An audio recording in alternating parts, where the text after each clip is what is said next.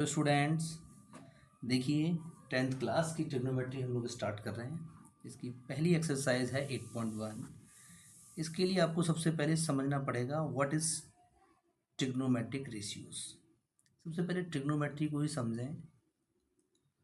Trigonometry, try मतलब होता है 3,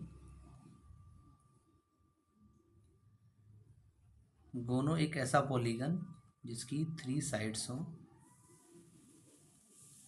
और मीट्री बोलते हैं मेजरमेंट को। ठीक है,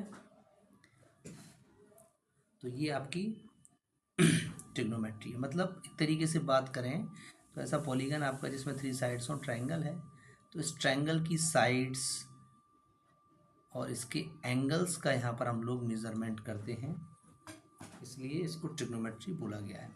इसके 6 ट्रिग्नोमेट्रिक रेशियोज हैं, 6 रेशियोज हैं। सबसे पहला होता है साइन,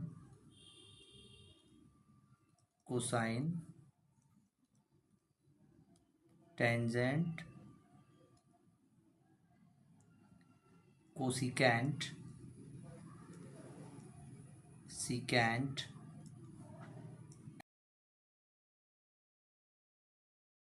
ठीक है। तो इनको शॉर्ट में हम लोग बोलते हैं, साइन ही लिखते हैं। कोसाइन को कॉस, टैन, इसको कोसेक, और इसको सेक, इसको कॉट। ठीक है, तो साइन, अगर मान लो ये ट्रायंगल है ए बी सी, अगर मैं इस एंगल की बात कर रहा हूँ, इस एंगल को मैंने नाम दे दिया थीटा, तो अगर मैं बात करूँ साइन थीटा की, साइन थीटा होगा, साइन थीटा किसको बोलेंगे? परपेंडिकुलर और हाइपोटेन्यूस का जो रेशियो होगा उसको हम साइन थीटा कहेंगे। कॉस थीटा किसको कहेंगे? बेस और हाइपोटेनियस के रेशियो को कॉस का है। टेन, परपेंडिकुलर और बेस के रेशियो को टेन कहा है। कोसेक, हाइपोटेनियस और परपेंडिकुलर का रेशियो जो होगा वो कोसेक होगा। सेक, हाइपोटेनियस और बेस का जो रेशियो होगा। कॉट, बेस और परपेंडिकुलर के रेशियो होगा। ठीक है, इसी में अब आगे बढ़ते हैं। इसको लर्न करने का आप लोग कई बार सुना भी, पाकिस्तान भूखा प्यासा और हिंदुस्तान हरा भरा। Sin, cos, tan, cosec, sec और कॉट। ठीक है, तो sin perpendicular upon hypotenuse, cos base upon hypotenuse, tan perpendicular upon base, इस तरीके से इनके रेसिप्रोकल्स हैं। ठीक है, तो आप कह भी सकते हैं कि साइन थीटा अगर कोई है तो इसे मैं 1 अपॉन कोसेक थीटा कह रहा हूँ। देखिए यहाँ साइन का परपेंडिकुलर अपॉन हाइपोटेनियस, तो कोसेक क्या है? Hypotenuse upon perpendicular. ऐसे ही cos theta 1 upon sec theta का रेसिप्रोकल हो गया, और टैन थीटा जो है वो कॉट का रेसिप्रोकल। सेम ये वाइस वर्सा भी है। ठीक है, चलिए अब लोग हम आगे स्टार्ट करते हैं।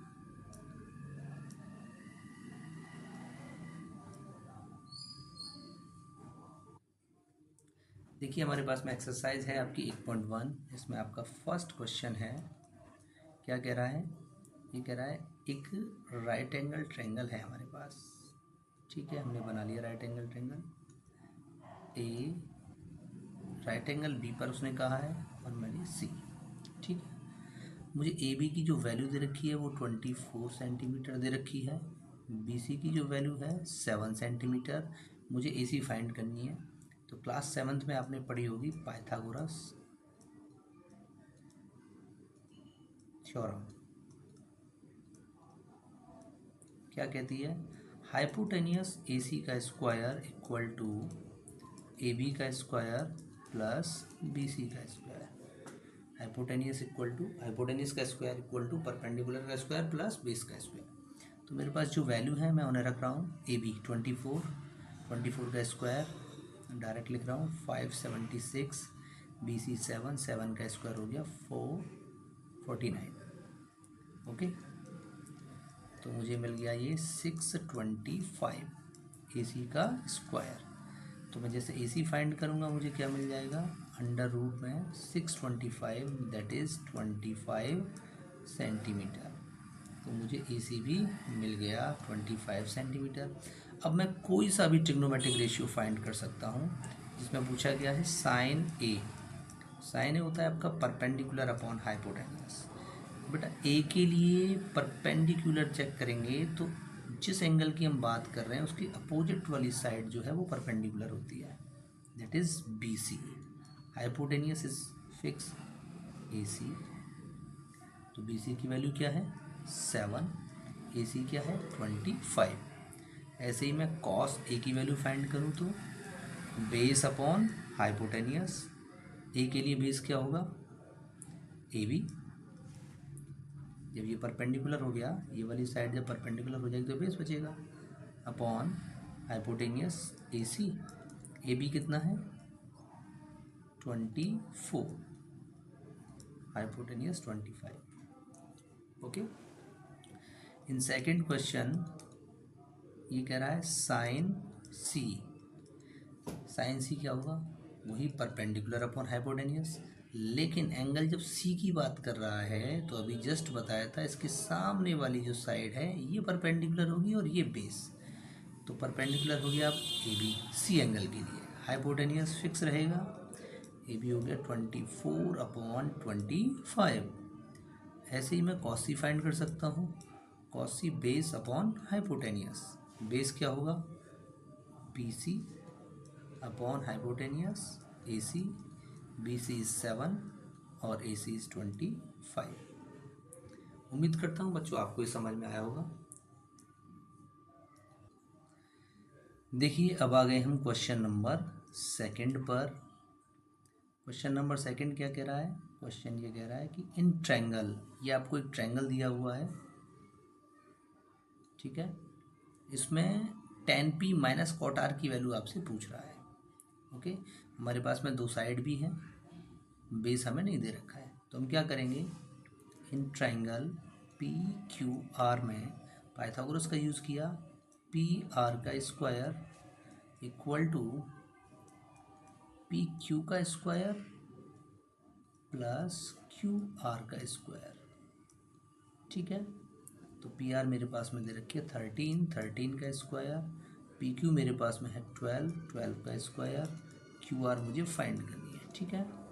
तो this is 169 equal to 144 plus QR का स्क्वायर, तो इसको उधर लाएंगे माइनस हो जाएगा, ये बचेगा आपका 25 इक्वल टू QR का स्क्वायर, तो 5 आ जाएगा आपका QR, ठीक है, 5 centimetre.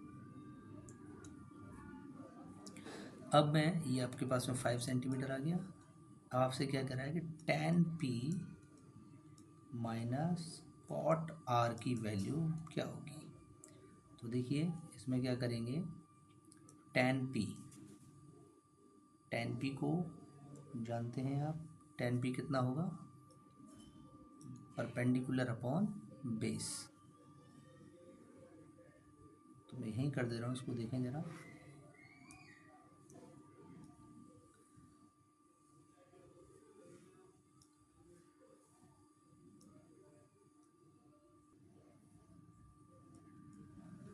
tan P minus cot R की वैल्यू मुझे फाइंड करनी है, तो tan P होगा perpendicular upon base minus cot R भी बेस अपॉन परपेंडिकुलर। ओके, तो P एंगल के लिए अगर मैं परपेंडिकुलर देखूं तो क्या मिलेगा मुझे, QR दैट इज 5, QR कितना है 5, बेस कितना है 12 माइनस R एंगल के लिए परपेंडिकुलर ये होगा और बेस ये होगा 5 और परपेंडिकुलर 12 दैट इज 0। ठीक है, यहाँ पर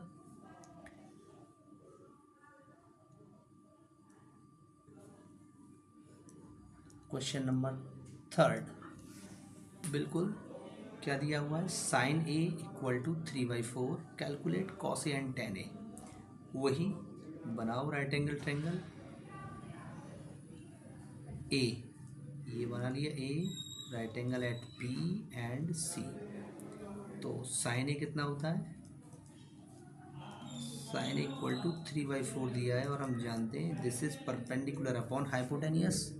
परपेंडिकुलर ए के लिए ये है 3 और हाइपोटेनियस ये हो गया 4। यूजिंग पाइथागोरस ए सी का square equal to A B square plus B C square